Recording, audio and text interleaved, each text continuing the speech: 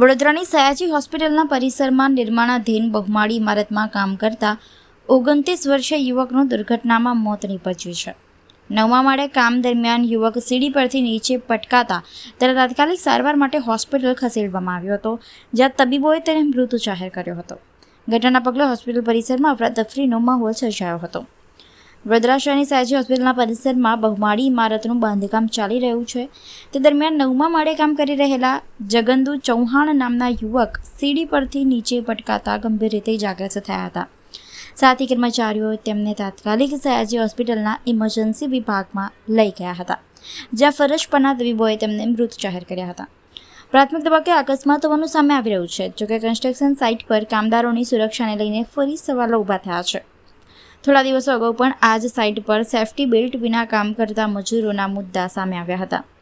ઉપરાંત અગાઉ એક મહિલા મજૂર પણ ઉપરથી પટકાતા ગંભીર રીતે ઇજાગ્રસ્ત થઈ હોવાની ઘટના બની હતી।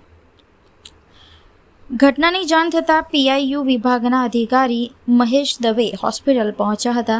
તેમણે પ્રાથમિક માહિતીના આધારે યુવકનું મોત અકસ્માત કે અન્ય તબીબી કારણસર થયું હોઈ શકે હોવાનું જણાવ્યું હતું। સાથે જ સમગ્ર મામલે તપાસ બાદ જ સ્પષ્ટતા થઈ શકશે તેમ જણાવ્યું હતું। હાલ પોલીસે સમગ્ર મામલે તપાસ શરૂ કરી છે। એસએસજી હોસ્પિટલના અંડર કન્સ્ટ્રક્શન બિલ્ડિંગ એમસીએચ બિલ્ડિંગમાં કામ કરતા મજૂરનું પડી જવાની હાલતમાં અત્રેની હોસ્પિટલમાં સારવાર અર્થે લાવેલા, પરંતુ અમારા ફરજ પરના ડૉક્ટરે એને મરણ જાહેર કરેલો, એટલે મૃત હાલતમાં જ અત્રે લઈ આવેલ છે। આ બનાવની પોલીસમાં જાણ કરી દેવાઈ છે અને સમગ્ર મામલાની પોલીસ તપાસ ચાલુ કરી દેવાઈ છે। જે હકીકત હશે એ પોલીસ તપાસમાં બહાર આવશે અને પોસ્ટમોર્ટમ પણ કરવામાં આવશે। એ પછી જ એનું કંઈક ચોક્કસ કારણ આપણે કહી શકીશું।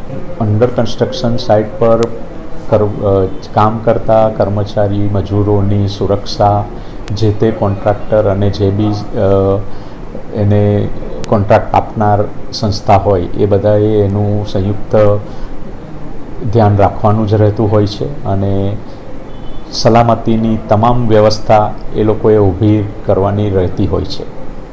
સર, પીઆઈયુ ડિપાર્ટમેન્ટને પણ અવારનવાર આપના દ્વારા પણ ટકોર કરવામાં આવ્યું છે। માનો છો પીઆઈયુ વિભાગની આમાં કોઈ નિષ્કાળજી છે? હાલના તબક્કે હું કંઈ ન કહી શકું, કારણ કે આ મામલો પોલીસ તપાસનો છે। પોલીસ તપાસમાં જે બી હશે એ સામે આવશે।